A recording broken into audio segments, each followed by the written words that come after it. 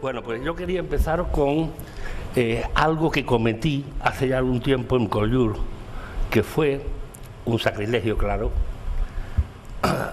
La cama y el sitio, la habitación, el hotelito donde murió Machado no es visitable. Es decir, la familia, los herederos mantienen esa casa tal como quedó, sin que permitan, a no ser cosas muy especiales, visitas y demás.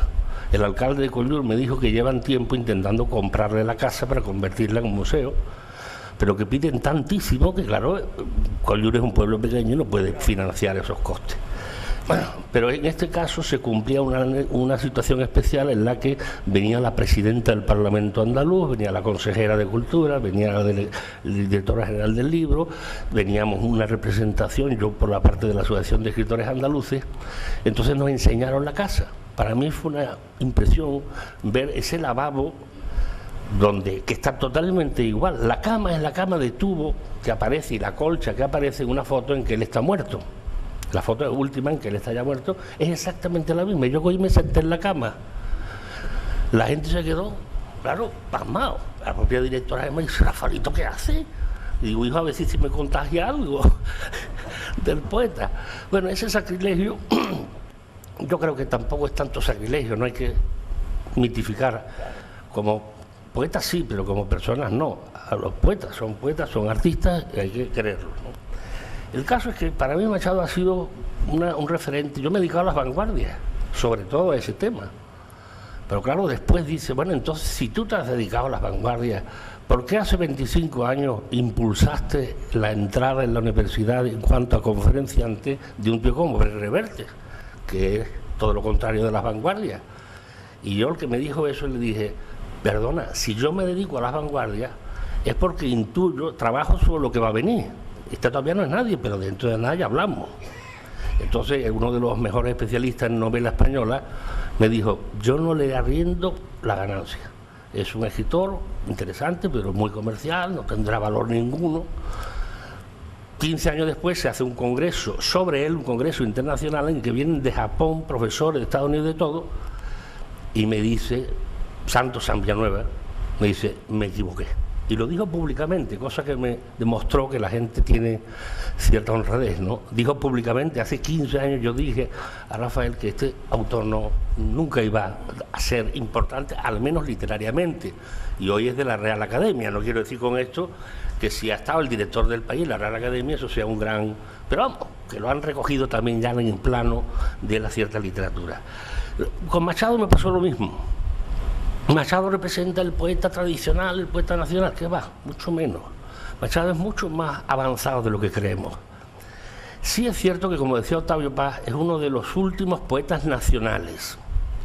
Es decir, poetas que de algún modo representan la tradición literaria española, que representan la geografía española, que representan la historia, la cultura, el paisaje y sobre todo la problemática de su tiempo. Dice Octavio Paz: ese es Antonio Machado.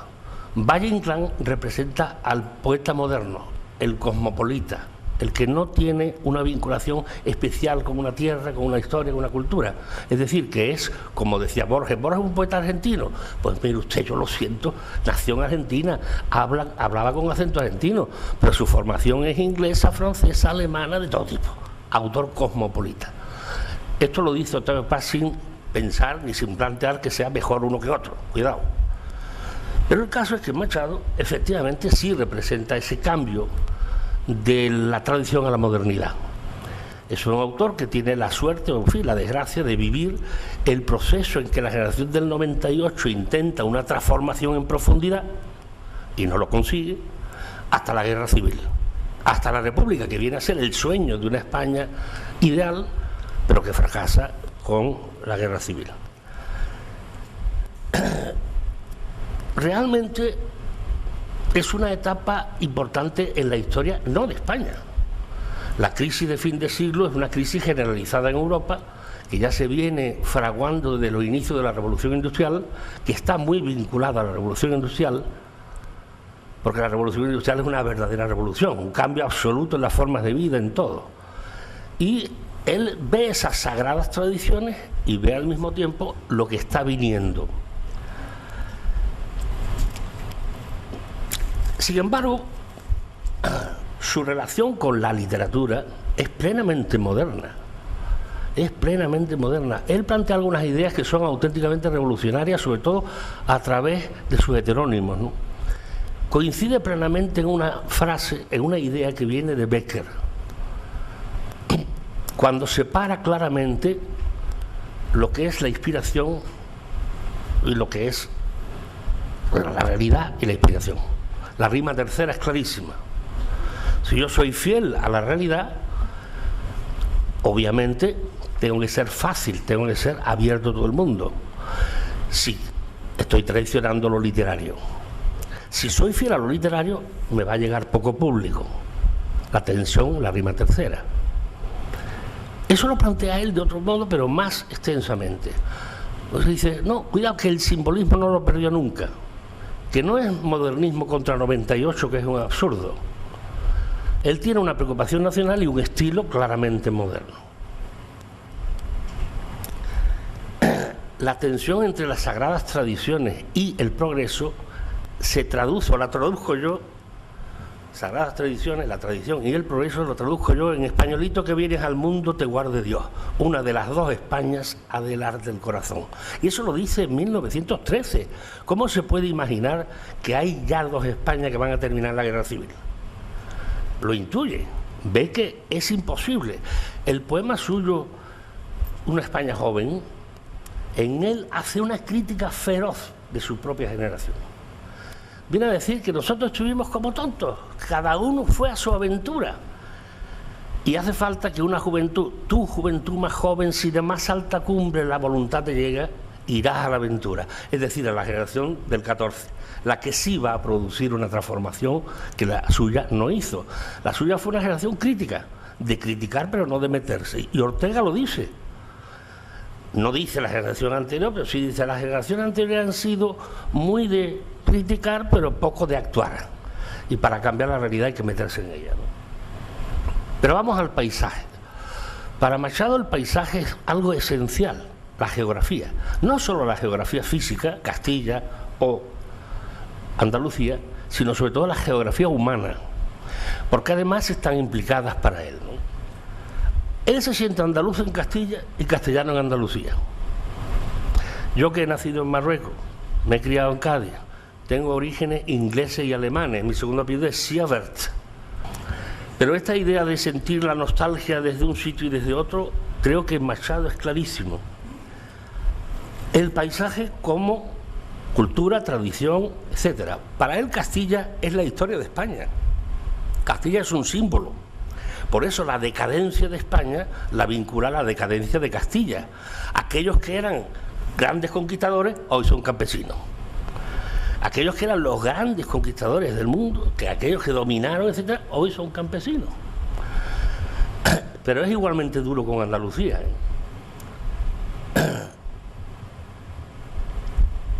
Yo creo que es quizás el poeta español de esa etapa en la que la geografía le influye más, porque la interioriza. Cuando está en Castilla, se siente andaluz. En cuanto vuelve a Baeza, mira hacia Castilla con la nostalgia. Y tarda un tiempo en adaptarse. En cuanto ve de nuevo el paisaje, parece que poquito a poco, de esa depresión absoluta que trae, se empieza a acomodar, ¿no? El símbolo de la decadencia de España y también Andalucía como símbolo de las sagradas tradiciones. Yo creo que en el fondo es el amor hacia Castilla, el amor hacia Andalucía, lo que le lleva a ser tan duro. Él interioriza el paisaje. Dice, ya en Castilla, el campo de Castilla ya empieza a dejar de ser un simbolista, mentira. Porque lo que hace es interiorizar el paisaje. Entonces lo reconvierte. Yo he seguido un poco la historia de la pintura desde el realismo a la vanguardia. Y es el mismo proceso.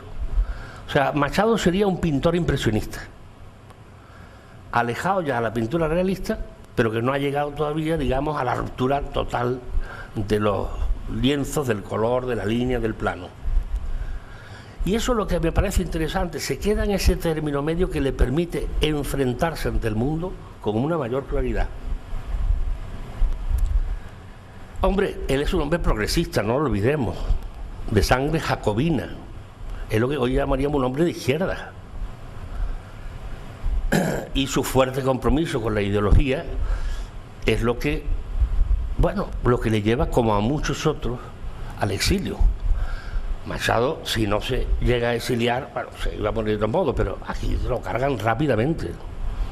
Yo trabajé un poco en el tema del exilio y he conocido a grandes exiliados. Fui muy amigo de Manuel Andújar, que me contaba anécdotas del exilio, me contaba anécdotas de Cernuda, de Gil Albert, anécdotas pero de estas de la calle, ¿no? Fui muy amigo también de Francisco Ayala, que siempre decía: Rafael Cózar, usted seguirá siempre un raro, seguirá siendo un raro.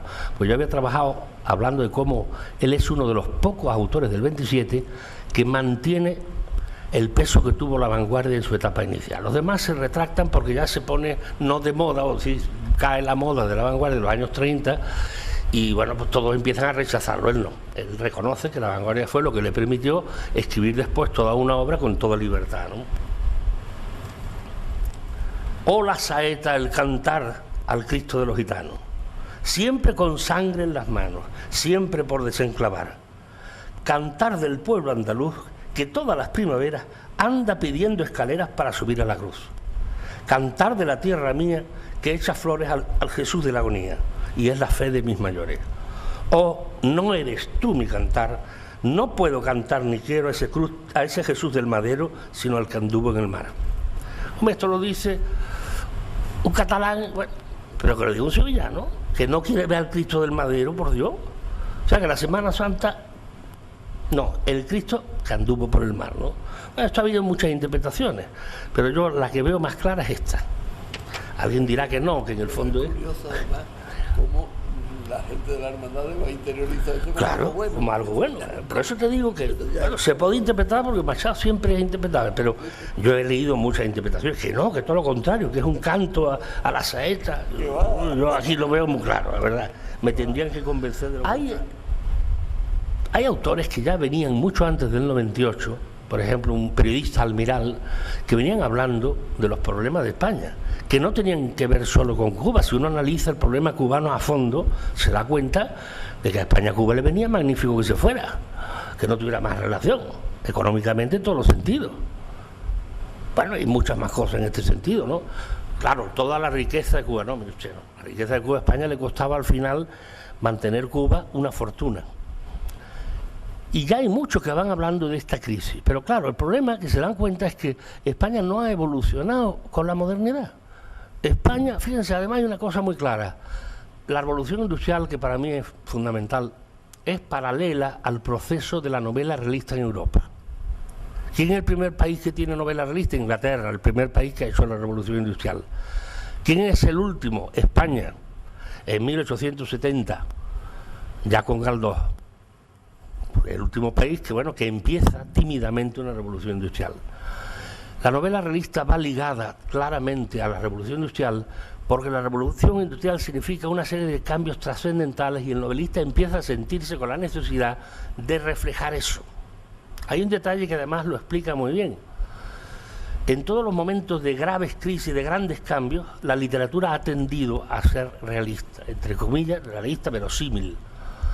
En los momentos en que ya el sistema está asentado, como ocurre con la revolución industrial, la literatura deja de ser un vehículo para mostrar, analizar y criticar la realidad, porque eso lo hace ya otro campo, el ensayismo, la fotografía, etcétera, y empieza a refugiarse en el puro lenguaje y la pintura en el puro color y la imagen, y se pasan de todo. Claro, ¿qué ocurre en España? Ese proceso se da igual, pero viene la guerra civil. Y de la vanguardia máxima que hemos tenido, que es la generación del 27, entramos en un realismo absoluto, testimonial, hasta el punto de realismo objetivo. 30 años de realismo objetivo. 30 años, que es lo que dura el proceso de la dictadura y del sistema. Ya a finales de los 60, mediados de los 60, empezó a haber una gran transformación, porque la sociedad ha ido transformándose. Pero es que el mejor ejemplo está en Rusia. Rusia antes de la revolución ha empezado la revolución literaria, Mayakovsky y otros muchos. Viene la revolución rusa, superrealismo, o sea, perdón, el realismo absoluto, el realismo socialista. Yo creo que es que en cada época los autores, los escritores sobre todo más que otros artistas que son más abstractos como el músico, sienten a veces que la única forma que tienen de colaborar en la sociedad en la que viven es criticando, analizándola. Goytisolo lo explicó muy bien. Cuando en un congreso en el año 67 se reúnen novelistas de toda Europa, resulta que los novelistas europeos que estaban con el Nouveau Roman desde hacía ya tiempo, critican a los novelistas españoles que están en un realismo que incluso es más antiguo que Galdós, un realismo tradicional al modo galdosiano. Y la respuesta de Goytisolo fue: miren ustedes, nosotros vivimos en un contexto en el que la novela permite hacer un análisis crítico de la sociedad que no lo permite el ensayo, el periodismo. Entonces, a nosotros nos tocó, dice él, suplir ese papel que ni el ensayista, ni el periodista, ni el historiador podía hacer en el análisis de la realidad. Por eso todas las novelas se centran en el presente y en el contexto del autor. Y aquellos que se aparten de esa línea, Grupo Cántico, marginados. Aquellos que se aparten de esa línea, como los postistas ahora y demás, totalmente marginados. Los que se vengan hacia la línea de lo que se llama una literatura metafísica, fuera también. Realismo puro y duro. Efectivamente, el escritor está vinculado a su tiempo, y yo creo que Machado quizás es quien mejor sintetiza ese proceso de la segunda mitad del siglo XIX a la primera del XX, y sobre todo quien mejor sintetiza lo que es la cultura integrada en el paisaje. Yo he nacido en Marruecos. Ustedes, ayer lo comentaba, mucha gente dice, no, y coinciden muchos de ellos. Uno de los grandes defensores de que cuando se fueron los árabes de aquí no quedó el menor resto, Paz de Soto. Pero yo vengo de Marruecos. Claro, quien ha visto desde niño lo que son esas calles blancas de Chauen y demás, y llega aquí y dice, pero si Arco es el Chauen de Marruecos. Si es que las relaciones, el flamenco. El flamenco es de las pocas, por no decir la única, musicalidad occidental que es como el árabe, que tiene medios tonos. Ángel Corpa, que es del grupo Archa, estaba analizando esto porque decía, ¿qué nos pasa cuando oímos la música árabe, la música marroquí, que nos parece monótona? Pero en Andalucía no parece tan monótona. Y de hecho, desde Juan Lebrijano y otros muchos se han vinculado con la música marroquí. En el norte no están acostumbrados a ver los semitonos, y el flamenco los tiene. Yo no sé, después un gran maestro en el habla andaluza nos puede comentar qué relación, qué ha quedado, no solo ya los términos, las ciudades, por ejemplo, que cambian poco, pero sí ha quedado algo en la cultura, ¿no? Este Machado sevillano en Castilla, imagínense lo que es Soria en aquella época. Si hoy he estado en Soria en un congreso internacional que hubo hace nada, después en Segovia, digo, por Dios, si esto es que no hay ni tren, es que sale un tren de Soria con un vagón y se va llegando hasta Madrid, se va llenando y ampliando, pero cuando yo estuve la última vez, un solo vagón. Entonces, ¿cómo este hombre en esa época vive aquí? Bueno, se enamora, y se enamora de una chica, como todos saben, se muere esa chica, y él, que no era especialmente golfo como sí lo era Manolo, no era juerguista, no era tan lanzado, pues claro, se viene después a Baeza nada menos. Que Baeza, no perder el aire. pero claro, a Baeza, después a Segovia. Tenemos, sin embargo, una imagen equivocada. Por ejemplo, la relación que tiene en Madrid con una señora casada, bueno, te podíamos llamar pederasta cuando te casaste en Soria, y ahora sinvergüenza con una mujer casada, ¿no? Yo creo que todos estos autores hay que darle un poquitín la vuelta y centrarnos no solo en su obra, que es lo fundamental, sino no intentar hacer psicología de ellos. Pues yo he conocido, por gracia, los 20 años que estuve en la Asociación de Escritores, he conocido a muchísimos escritores, muchísimo, y he sido íntimo amigo de muchos de ellos que todavía son hermanos míos, ¿no? Uno de ellos era Gil de Viedma. Gil de Viedma llegaba a Sevilla, primero llamaba al novio, si él no podía o estaba fuera me llamaba a mí y nos íbamos a comer juntos. Y era un personaje con una capacidad impresionante. Yo le dije un día, digo, Jaime, si tú entras a la universidad nos echan a todos. Porque es que con una lucidez, esa misma lucidez que tiene Machado y que refleja a través sobre todo de los heterónimos, porque claro, los heterónimos le permiten dejar un poco de ser poeta para ser filósofo.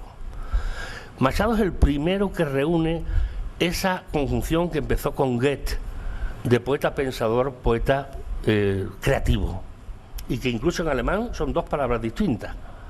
Y Machado quizás sea el que mejor expresa eso que arranca de Goethe.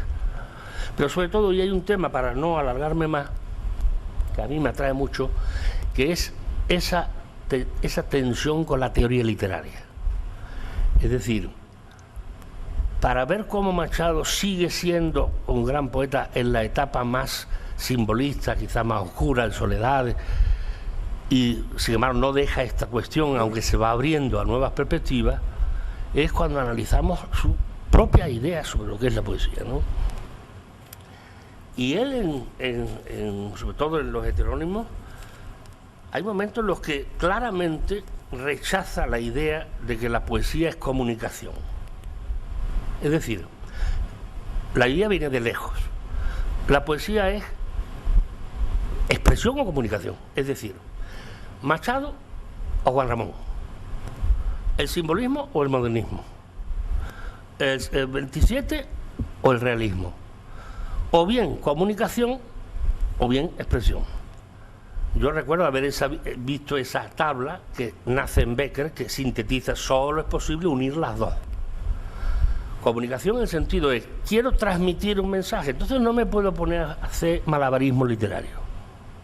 Quiero expresar mi mundo, entonces me importa tres pepinos que me entiendan o no. Si lo llevamos a un extremo, está la poesía realista y está la poesía vanguardista, donde el planteamiento de a mí me importa tres pepinos, que me lean, que me entiendan, yo hago los cuadros que me gustan a mí, mi autosatisfacción creativa. Una u otra. Y él plantea que no, que cuidado, que esa imagen de que la poesía es comunicación, no, si es comunicación no es poesía. Si es pura comunicación, claro.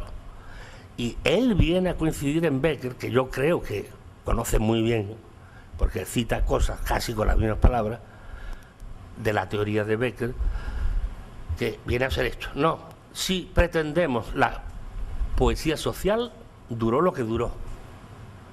Y después, como decía Pepe Hierro, otro gran amigo mío con el que me he cogido borrachera impresionante por culpa suya, Pepe Hierro decía lo mismo. Decía, si la poesía social es mentira, o es social o es poesía, las dos cosas no pueden ser.